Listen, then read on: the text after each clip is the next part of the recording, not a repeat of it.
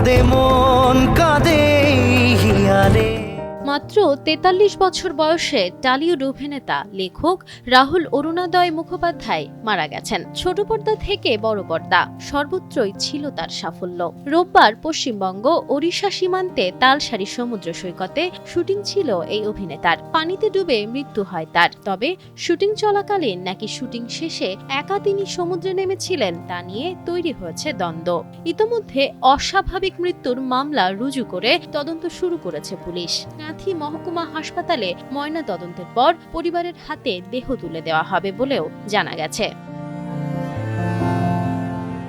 দীঘায় শুটিং করতে গিয়ে আকস্মিক মৃত্যু হয় রাহুলের। খবর পেয়েই শাশুড়ি মায়ের কাছে ছুটলেন অভিনেতার স্ত্রী প্রিয়াঙ্কা সরকার। কিভাবে সামলাচ্ছেন সবটা? রোববার সন্ধ্যায় যখন রাহুলের মৃত্যুর সংবাদ পৌঁছায় কলকাতায়, তখন অভিনেত্রী তারকাটা সিনেমার পোস্টার শুট করার জন্য লুক সেটে ছিলেন। স্বামীর মৃত্যু সংবাদ সেখানেই পান তিনি। সব কাজ ছেড়ে তড়িঘড়ি বেরিয়ে আসেন নায়িকা। খবরের আকস্মিকতায় আর কিছুই গুছিয়ে উঠতে পারছিলেন না তিনি। এই সময় প্রিয়াঙ্কা সরকার দীঘায় না গিয়ে শাশুড়ি মায়ের কাছে পাটুলির বাড়িতে গেলেন।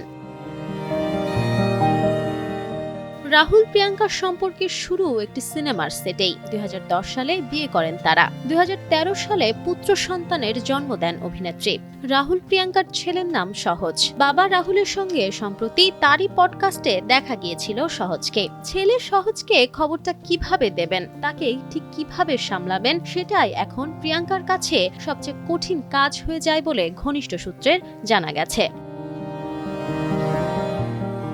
অন্যদিকে স্বামীকে যেখানে রাখা আছে দীঘার সেই হাসপাতালে যাবেন নাকি ছেলেকে নিয়ে গলফ গ্রিনের বাড়িতেই থাকবেন, সেটি ঠিক করতে বেশ সময় নেন প্রিয়াঙ্কা সরকার। রাহুলের বাড়ি থেকে বেরিয়ে নিজের বাড়িতে আসেন প্রিয়াঙ্কা। সেখানেই রয়েছে ছেলে সহজ। ছেলেকে বুঝিয়ে সবটা বলার চেষ্টা করেছেন অভিনেত্রী। তবে তিনি সহজকে রেখে দীঘা যাবেন কিনা সেই সিদ্ধান্ত নিয়ে উঠতে পারেননি অভিনেত্রী। রাতে সামাজিক মাধ্যমে একটি পোস্ট করেছেন প্রিয়াঙ্কা সরকার। সেখানে তিনি লিখেছেন, আমাদের জন্য এটা খুবই দুঃখের সময়। এই শোকের সময়ে আমাদের একটু একা ছেড়ে দিন। আমরা ওর কাছের মানুষেরা চেষ্টা করছি এই পরিস্থিতি সামাল দেওয়ার। এই মুহূর্তে আপনাদের সহযোগিতা একান্ত কাম্য।